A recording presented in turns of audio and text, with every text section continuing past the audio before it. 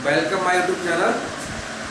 तो जो हमारा टॉपिक चल रहा था आपका भोजन, स्वास्थ्य और रोग, इसमें भोजन के बारे में उसके मेन न्यूट्रिएंट्स चल रहे थे। फैट पिछले टर्म पे फैट डिस्कस किया था।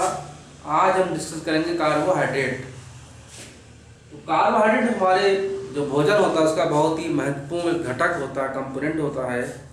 इसके द्वारा हमें एनर्जी मिलती है और हम लोग अपने दैनिक जीवन में कार्बोहाइड्रेट यूज करते हैं।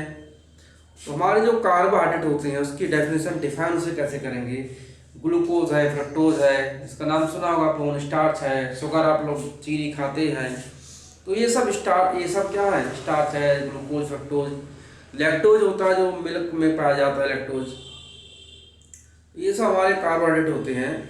तो हम ये फार्मूले लिखे हैं, ग्लूकोज का, फ्रक्टोज लिखा हुआ है CHO, CHOH, CH2OH। ये इसमें मेन ग्रुप एल्डिहाइड ग्रुप होता है और ये बाकी हाइड्रॉक्सी ग्रुप है, OH ग्रुप, अल्कोहलिक ग्रुप होती है। तो ये जब OH 3 या इससे ज़्यादा होते हैं उसे बोलते हैं पॉलीहाइड्रेट। तो ये पॉलीहाइड्रेट या पॉलीहाइड्रॉक्सी एल्डोज कहलाएगा, एल्डिहाइड ग्रुप है चूंकि इसमें मेन ग्रुप कीटोन होता है। हम बात करें फ्रक्टोज की बात करते हैं, यहाँ भी OH का ही है, इसलिए भी पॉलीहाइड्रॉक्सी कीटोज कहलाएगा। तो we can define polyhydroxy aldehyde and ketone are those compounds which upon hydrolysis give these compounds are called carbohydrates. मतलब हमारे ऐसे भी कोई भी polyhydroxy aldehyde and polyhydroxy ketone या ऐसी कोई भी कंपाउंड जो हाइड्रोलिसिस पर polyhydroxy aldehyde and polyhydroxy ketone देते हैं उन्हें हम कार्बोहाइड्रेट कहते हैं। जैसे हमारा ग्लूकोज, फ्रक्टोज है, इसके अलावा सक्रोज यदि हम इसकी हाइड्रोलिसिस कराते हैं in presence of invertase enzyme, तो this give glucose and fructose. इसी तरह से यदि हम लैक्टोज की हाइड्रोलिसिस कराते हैं तो वहां से गैल्टोज और ग्लूकोज बनता है। ऐसे यदि हम सेलुलोज की हाइड्रोलिसिस कराते हैं तो फाइनली हमें लास्ट में ग्लूकोज मिलता है। यदि हम स्टार्च की हाइड्रोलिसिस कराते हैं तो लास्ट में हमारे लिए अगेन ग्लूकोज मिलता है। तो ये जितने भी चाहे डाइहाइड्रो जो हमारे डाइसेक्राइड हैं, ट्राइसेक्राइड हैं, पॉलीसेक्राइड्स होती हैं, इनको अगर हाइड्रोलिसिस कराती हैं तो सिंपल मॉलिक्यूल ब्रेक होती हैं और उनमें एल्डिहाइड या कीटोन ग्रुप मेन होता है। तो ये मेन ग्रुप इनमें एल्डिहाइड और कीटोन ग्रुप होते हैं। फिर बात आती है सोर्स ऑफ कार्बोहाइड्रेट की। कार्बोहाइड्रेट के सोर्स क्या होते हैं। हम लोग डेली लाइफ में अपने खाते हैं,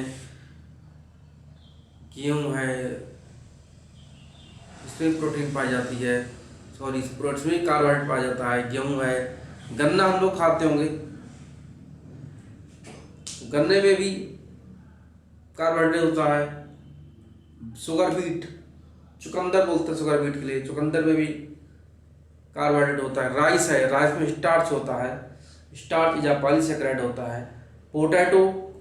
पोटैटो में भी स्टार्च होता है ढेर सारी मात्रा में। सब हमारा हनी है, हनी बड़ा अच्छा होता है, स्वादिष्ट होता है और बहुत फायदेमंद होता है, इंस्टेंट एनर्जी प्रोवाइडर हनी होता है। हनी हम लोग खाते हैं, फ्रूट्स खाते हैं, फ्रूट्स में भी कार्बोहाइड्रेट होता है। तो इस तरह से हम अपने डेली लाइफ में डेली कार्बोहाइड्रेट खाते हैं जिससे हमें एनर्जी मिलती है। फिर बात आती है फंक्शंस ऑफ कार्बोहाइड्रेट। तो इनके कई फंक्शन होते हैं, हमारे शरीर के लिए बहुत जरूरी होती हैं। इनमें जैसे है पहला ऊर्जा प्रदान करने में, एनर्जी मिल जाती है हमारे लिए। थके होते हैं तो कहते हैं ग्लूकोन डी पी लीजिए, या डिसेंट्री हो जाती किसी को, अचानक लूज मोशन हो जाते हैं तो डॉक्टर क्या ग्लूकोज चढ़ा देता वहाँ पर है, तो उससे एनर्जी मिलती है हमारे लिए। सिंपल मालिक्यूल होता है इसलिए ग्लूकोज ज़्यादा होता है। कैल्शियम के शोषण में, जो भी हम भोजन लेते हैं कार्बोहाइड्रेट होता है, तो कैल्शियम के एब्जॉर्प्शन करने में हमारी बॉडी की हेल्प करता है।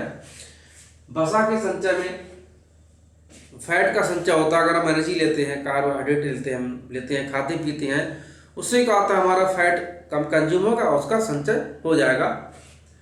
फिर हम देखते हैं प्रोटीन की बचत में, और चूंकि हम अगर कार्बोहाइड्रेट ले रहे हैं तो एनर्जी में उससे मिल जाएगी, तो हमारी प्रोटीन की भी बचत होगी।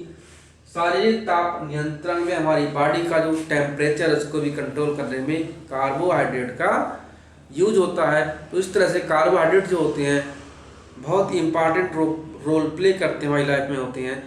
एनर्जी का मेन सोर्स होते हैं, बहुत अच्छा स्रोत एनर्जी के होते हैं।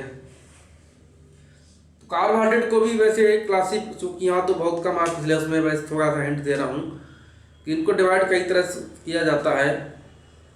अगर हम इनके स्वाद के बेस करते हैं डिवाइड है, तो शुगर और नॉन शुगर होते हैं। जो स्वाद में मीठे होते हैं वो शुगर कहलाते हैं, और जिनका कोई स्वाद नहीं होता, स्वादहीन होते हैं, वो नॉन शुगर कहलाते हैं। शुगर जो हमारे होते हैं, शुगर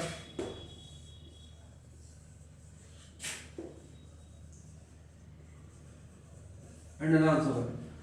शुगर होते हैं स्वाद में मीठे होते हैं, sweet and taste. Non sugar tasteless, स्वादहीन होते हैं। अब चीनी है, ग्लूकोज है, फ्रक्टोज है, ये हम खाते पीते हैं, तो ये हमारे कहलाएंगे शुगर में, मीठे स्वाद में होते हैं। और हम बात करें सेलुलोज की, लकड़ी को मुंह में दीजिए, लकड़ी कोई स्वाद नहीं होता है। चावल दीजिए मुंह में, चावल कोई स्वाद नहीं होता है। आलू को मुंह में दीजिए, आलू का कोई स्वाद नहीं होता है। तो ये सब क्या स्वादहीन है, ये सब सबके सब नॉन शुगर कहलाते हैं।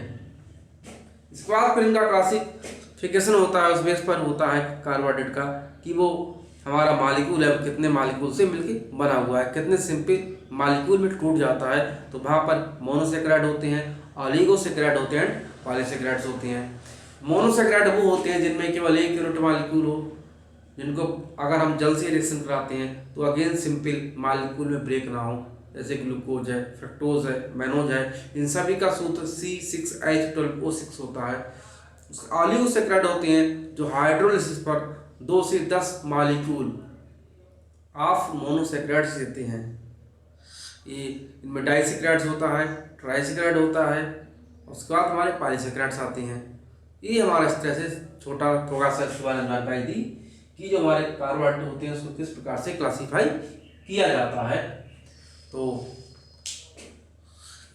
कार्बोहाइड्रेट का संतृप्त मात्रा में शामिल कीजिए भोजन में, हम लोग शामिल करते ही हैं, फिर भी जो अच्छे हों उनको लीजिए। थैंक्स।